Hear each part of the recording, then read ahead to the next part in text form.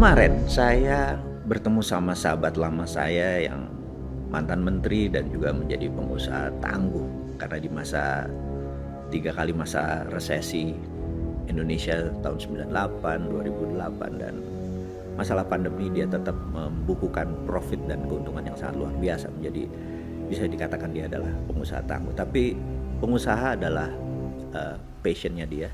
Ada salah satu passionnya dia adalah geopolitik, dan kita tahu di Indonesia saat ini sedikit sekali manusia-manusia yang mempelajari, membaca buku, berdiskusi tentang geopolitik, geostrategi, dan geoekonomi gitu ya. Nah, hari ini kita akan membahas 3 hal tersebut. Apa sih itu geopolitik gitu ya, apa itu geostrategi gitu. Geopolitik terjemahan bebas aja, ini bukan arti literatur di kampus-kampus dunia yang mengartikan apa itu geopolitik. Itu bisa bermeter-meter, bisa berparagraf-paragraf, tapi kita sederhanakan.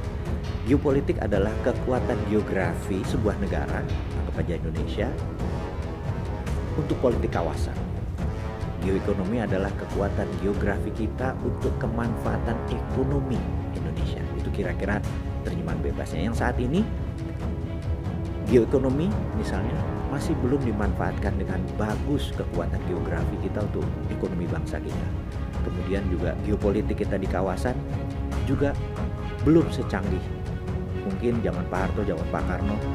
Kita tahu ya, kenapa kita membandingkan, yang bagus kita bandingkan, kalau yang jelek kita hilangkan. Itulah gunanya belajar sejarah.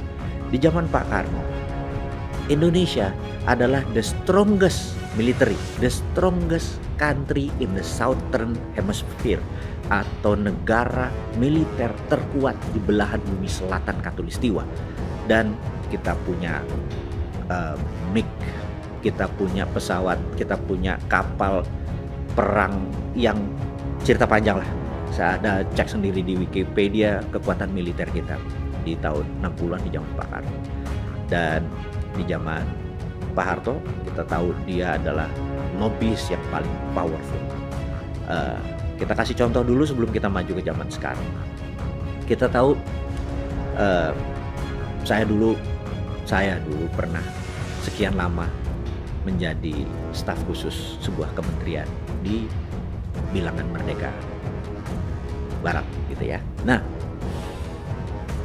tugas saya adalah menganalisa, menstrategikan sebuah data-data intelijen, khususnya bidang ekonomi. Dan di salah satu masa tugas waktu itu ada kegiatan di mana ada 10 warga Indonesia yang diculik di Sambuaga. Dan bersama seorang Maijen kita melakukan, ya bisa dikatakan operasi awal untuk mengetahui di mana posisinya tersebut.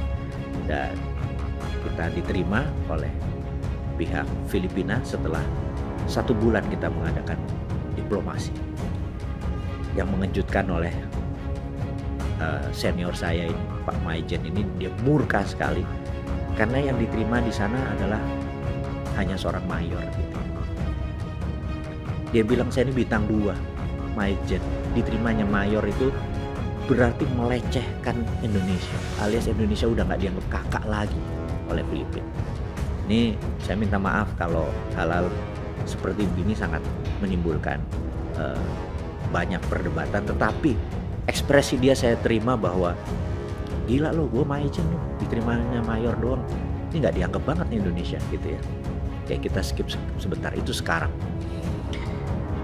Kita bandingkan dengan beberapa tahun yang lalu sewaktu Garuda Indonesia itu dibajak, dan yang tadinya pesawat itu adalah lokal tahu-tahu diarahkan ke Don Muang di Thailand. Begitu kapal kalah Don Muang, waktu itu Pak Yoga Sugama adalah pemimpin tertinggi. Pak Yoga Sugama adalah pemimpin tertinggi, menelpon langsung Menteri Pertahanan Thailand dan mengatakan bahwa dia akan mengirim pasukan untuk menyergap dan menyelesaikan memproses Woyla tersebut. Jawaban Kementerian Pertahanan Thailand seakan-akan tanpa meminta konsultasi kepada Perdana Menterinya, jawabannya adalah silakan.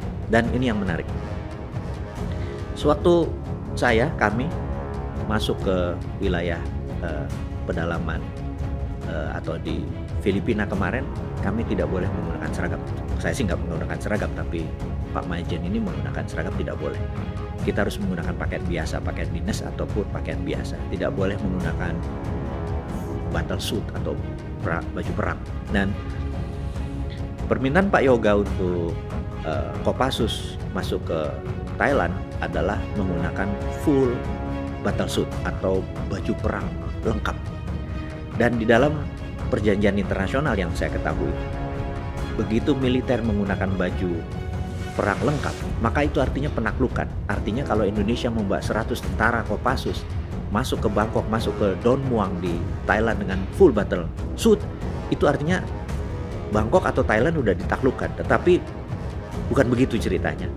Karena kita menjadi sahabatnya Thailand, kita menjadi kakaknya Thailand, maka kita boleh menggunakan full battle suit. Jadi begitu kapal Garuda itu dengan pembajaknya mendarat, dalam beberapa jam kemudian pasukan Hercules Kopassus mendarat, dan kita tahu setelah itu sejarah dalam 24 jam semuanya selesai. Dan dunia surprise sekali dan mengangkat derajat Kopassus sebagai mungkin pasukan elit nomor 1 di dunia pada saat itu. Indonesia mendapat respect di mata dunia dengan peristiwa Kopassus membebaskan pembajak di Garuda Woyla di Don Muang. Dan kita harus membahas behind the scene-nya. Kok bisa Thailand itu begitu ramahnya dengan Indonesia waktu itu? Nah, kenapa hal itu bisa terjadi? Kita mundur sebentar. Mundurnya bagaimana? Mundurnya adalah begini. Ketika Pak Harto di zaman pemerintahannya membangun pupuk ASEAN Aceh Fertilizer, maka gas itu dipakai untuk ASEAN Fertilizer itu pupuknya bukan saja untuk Indonesia, tapi sebagian sekian persen diberikan kepada Thailand gratis dan diberikan kepada pemerintahan Vietnam gratis. Apa yang terjadi? Banyak orang protes, kok gratis, mereka harusnya bayar, bukan ini merugikan kita gitu ya. Oh tidak, bagi seorang Pak Harto yang memiliki pemikiran geostrategis yang sangat strategis tadi, maka dia bilang enggak. Apa yang terjadi pada saat Indonesia di musim kemarau? Menarik sekali. Pada saat Indonesia kemarau, beras kurang, apa yang terjadi? Thailand, Vietnam mengirim beras ke Indonesia tanpa minta 1 rupiah pun. Karena itu, di zaman Pak Harto tidak ada kelaparan. Ini karena pintarnya dia melakukan strategi, menggunakan kekuatan geoekonomi tadi untuk mempengaruhi politik kawasan. Nah, kita belajar banyak bahwa setelah generasi beliau maka hampir dikatakan cara bernegaranya itu tidak keren gitu ya. Nah, New Mind ini akan membawa kembali seperti itu kembali, kedaulatan kawasan. Jadi kalau kita datang ke Filipina ya tidak diterima mayor, majen, kalaupun yang pangkatnya lebih tinggi gitu ya. Juga pada saat kita minta sesuatu, Singapura begini, Malaysia begini, Thailand begini, dia bilang siap kakak, masuk kakak gitu ya. Karena kita saling membantu. Saat ini kita di kawasan belum terlalu direspek lagi. Itu harus dikumpulkan. Itu yang namanya geoekonomi dan geopolitik. Kita pahami kekuatan geografi untuk memanfaatkan kekuatan politik kawasan, menggunakan kekuatan geografi untuk memanfaatkan keuntungan ekonomi. Contoh lagi, kita tahu begitu New Mind mendapat mandat, kalau tadi printing money, sekarang untuk geoekonomi bagaimana? Sahabat semua tahu, dimanapun Anda saat ini pasti tahu bahwa di dunia ini mungkin ada 6-7 selat utama dunia. Selat, termasuk terusan itu juga selat. Ada terusan Suez, terusan Panama, di mana yang disebut mereka adalah wilayah utama karena kapal komersial lewat di sana. Di Indonesia ini ada 4 selat utama dunia. Ini yang harus diingat. Kenapa dikatakan 4 selat ini selat utama dunia? Karena memang dilewati oleh kapal-kapal internasional. Kita kasih contoh. Kita tahu negara di utara Indonesia itu ada Filipina, ada Hong Kong, ada Taiwan, ada Korea Selatan, ada Jepang, dan pastinya ada Tiongkok. Tiongkok ini udahlah kita tahu menjadi number 1 producer country, negara penghasil di dunia. Nah, 80% produknya itu pergi ke Eropa, pergi ke Asia Barat, pergi ke Afrika, pasti lewat Indonesia. Kemudian 20%-nya tidak lewat Indonesia karena ke Amerika Utara. Nah, ada sekitar 100.000 kapal setiap tahun lewat selat di Indonesia. Nah, berita buruknya kapal-kapal niaga itu nilainya mungkin sekitar berapa? 3 triliun dolar. 3 triliun dolar itu hampir berapa? 20 kali APBN Indonesia. Kalau APBN Indonesia itu sekitar 150 billion. Bayangin 20 kalinya APBN Indonesia lewat kapal-kapal niaga tadi. Lewat mana? Contohnya kalau Australia mau mengirim nikelnya, mau mengirim batu baranya, dia akan lewat Selat Sumba, terus ke utara, Sumbawa, ke utara lewat Selat Makassar. Begitu juga kapal-kapal dari Selat Hormuz untuk mengirim minyak, dia lewat Selat Makassar juga ke utara menuju, kita tahu setiap hari ada 18 juta barel yang dibutuhkan oleh China, dibutuhkan oleh Jepang, dibutuhkan oleh Korea, itu semua lewat Selat Makassar. Nah, kalau kapal-kapal Tiongkok atau China itu pasti lewat Selat Malaka karena itu port kelangnya, Port Dickson, Malaysia, termasuk Singapura, pelabuhannya itu dilewati kapal-kapal mereka. Nah, bisa dibayangkan kita cuma dapat tainya doang, dapat kotorannya doang, nggak ada benefitnya dari kapal tuh lewat perairan internasional. Emang ada UNCLOS, memang ada perjanjian itu, tapi UNCLOS itu adalah penjajahan atas wilayah laut Indonesia. Jadi Newman pasti akan ngelawan UNCLOS, United Nations yang punya aturan itu. Kita berani, kita harus berani. Karena dulu untuk membuat Indonesia jaya di zaman Sriwijaya, zaman Hang Tuah, Sriwijaya adalah menjaga Selat Malaka di choke point-nya. Di choke point itu selat yang terdekatnya. Kemudian Majapahit juga demikian. Mereka menjaga dan yang lewat bayar. Karena itu kita adalah negara maritim dari awalnya. Sayangnya otak kita belum maritim karena kita terlalu terpesona dengan Amerika yang negaranya kontinental atau daratan, juga terpesona dengan Tiongkok yang juga daratan, terpesona dengan Eropa juga daratan. Sahabat semua, kita adalah negara maritim terbesar di dunia yang cara berpikirnya masih kayak orang darat gitu ya. Nah, harusnya kita memanfaatkan. Jadi apa yang terjadi kalau Newman ingin memanfaatkan geopolitik dan geoekonominya? Kita tutup itu angkatan laut, langsung kita pageri itu Natuna, pageri Selat Sunda, pageri Laut Andaman, pageri semua Laut Arafuru.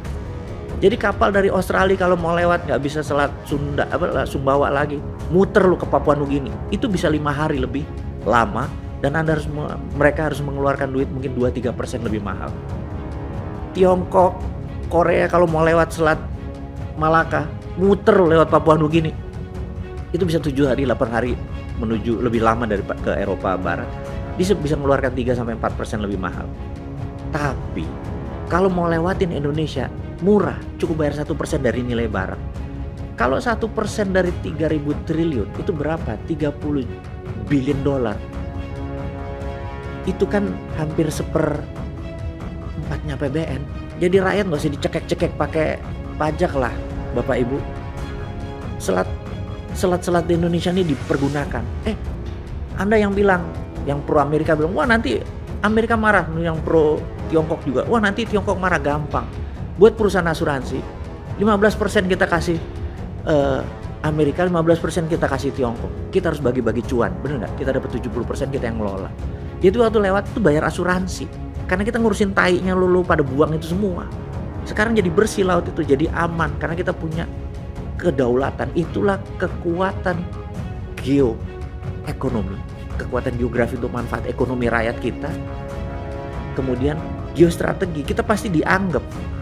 Apakah kita takut? Itu pemerintah atau pemimpin harus punya biji gitu loh. Jangan menguntungkan oligarki doang. Rakyatnya nggak makan ini harus dipermudah jalan hidupnya. Jadi selain kita punya ide, di sini kita perlu orang yang punya biji, punya nyali gitu. Biji itu bukannya porno ya, tapi punya nyali. Nah, jadi nggak heran kalau Newman agak kurang ajar. Berharap perang dunia ketiga benar-benar terjadi di Eropa Timur, dar-der-dor di sana, bedil-bedilan di sana, mata dunia lihat ke sana. Kita melakukan 2 hal, printing money, ngeprint semua, cetak duit tadi untuk menjadikan nelayan punya kapal gratis, punya cold storage gratis karena gasnya kita ada di mana-mana untuk bahan ini. Kemudian kita tutup itu laut untuk melihat untuk menekan, untuk namanya deterrent factor, untuk faktor penggentar. Habis itu Indonesia pasti akan direspek gitu ya. Persis seperti dulu kita direspek sebagai kakak tertua, sebagai pengendali. Itulah ke depan kalau New Mind mendapat mandat secara geostrategi, geoekonomi, dan geopolitik, kita pasti membuat Indonesia berdaulat. Saya rasa itu aja kali ini. Terima kasih. Salam sehat selalu.